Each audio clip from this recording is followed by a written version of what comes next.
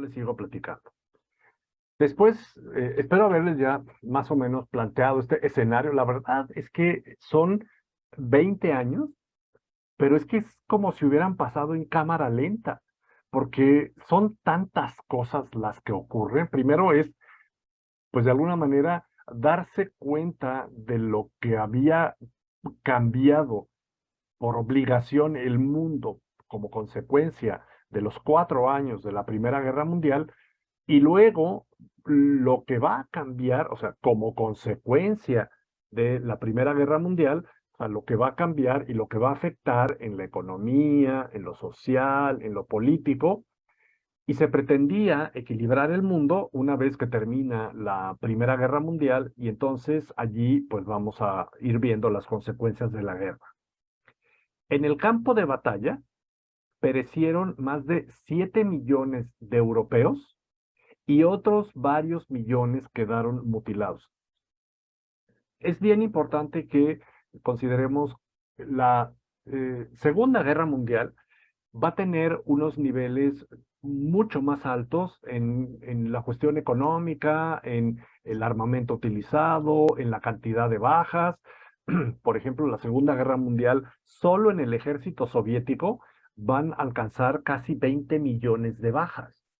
Es exponencialmente más grande la Segunda Guerra Mundial, pero para mí, o sea, aquí lo que trato de exponer es, pero para este momento, como no tienen la referencia de la Segunda Guerra Mundial, la Primera Guerra Mundial es devastadora. Luego va a estar peor la Segunda, pero en ese momento la Primera Guerra Mundial es un punto y aparte a la historia de Europa y del mundo. Al terminar la guerra, todo equilibrio europeo había desaparecido, o más bien todas las formas políticas europeas habían desaparecido, lo que ya he insistido varias veces, en la desaparición definitiva de estos sistemas imperiales, así como las monarquías continentales. Las monarquías continentales es el imperio alemán, el imperio austrohúngaro, el imperio otomano, el imperio ruso. Por eso son esas monarquías continentales, no la británica. Y muy pronto también desapareció el imperio otomano. Los planteamientos de paz dependían de intereses particulares. Estados Unidos, USA, quería la paz mundial. Se los pongo así, o sea, se los pongo así como USA, o bueno, podría haberlo puesto EUA. Em, Ustedes dispénsenme estos permisos, Emma, discúlpame estos permisos lingüísticos, pero es para que me quepa en el renglón de la diapositiva, si no se me desconchinfla el renglón. Pero bueno, Estados Unidos quería la paz mundial y el United Kingdom quería que no hubiera un país hegemónico occidental.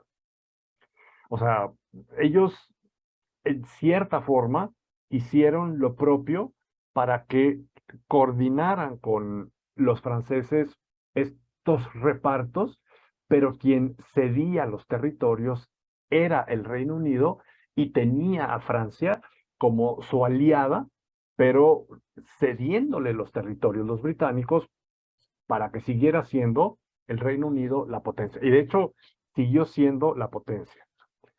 Francia quería indemnizaciones por reparaciones de guerra e Italia, que es otro involucrado y que astutamente pasará al lado de los buenos, e Italia ganar territorios en el norte.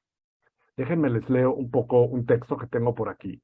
El 11 de noviembre de 1918, un armisticio generoso hasta la prudencia, entre comillas, porque no fue nada generoso para los alemanes, era concedido al ejército alemán.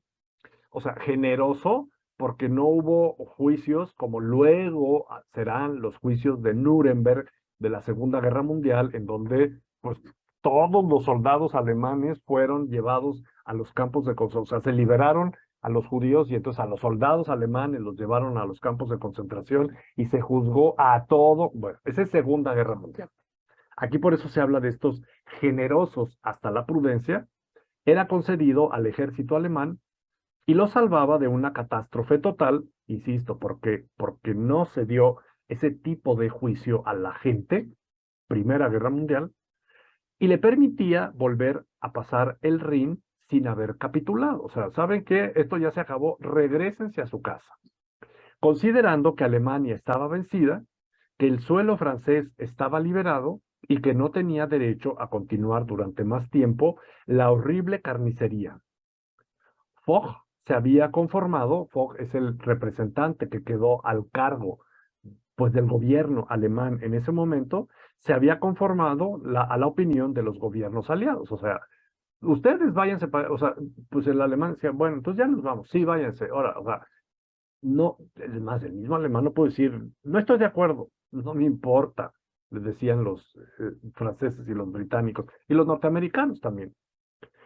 En Oriente, Bulgaria y Turquía habían cedido las primeras tierras, Austria se desmoronó, o sea, el imperio austrohúngaro desapareció, Alemania estaba en el desconcierto, los tronos de los Habsburgo y de los Hohenzollern, que fueron las dos grandes dinastías, tanto en Austria, los Habsburgo y los Hohenzollern en Alemania, y todos los soberanos alemanes caían uno tras otro. La potencia que había hecho temblar a Europa, la alemana, contra la cual 27 naciones se habían coaligado, entre las cuales las más importantes fueron Rusia, Francia, el Reino Unido y Estados Unidos, yacía en tierra y los alemanes se iban apresurados de Francia y de Bélgica. Con Guillermo II partía de Alemania una de esas caídas en la nada y en el caos. Después de un periodo de grandeza, de que el imperio germánico y sus dinastías pues llegaban a esa gran crisis y esa gran vergüenza.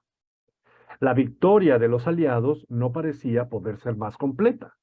Quedaba sacarle partido y el alivio de los franceses después del armisticio del 11 de noviembre, que ponía fin a más de 4 años de guerra y angustias, fue inexpresable. Sin embargo, habían perecido cerca de 1,5 millones de hombres franceses.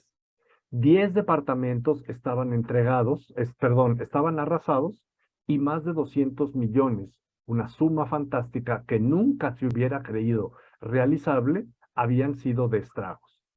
En el momento nadie se dio cuenta de la convulsión que la guerra había producido, que son muchos de estos conceptos que les platicaba al principio, de ese libertinaje en el que luego va a entrar la vida, y que caminaban las condiciones de existencia del país, y se creyó que todo era feliz y todo era fácil, y la realidad es que iban a comenzar 20 penosos años que hacia donde llevaban inexorablemente era a otra guerra.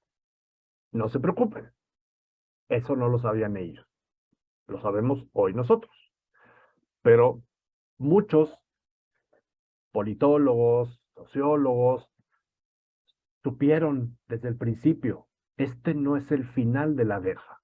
Y no lo fue. 20 años después vendrá la Segunda Guerra Mundial.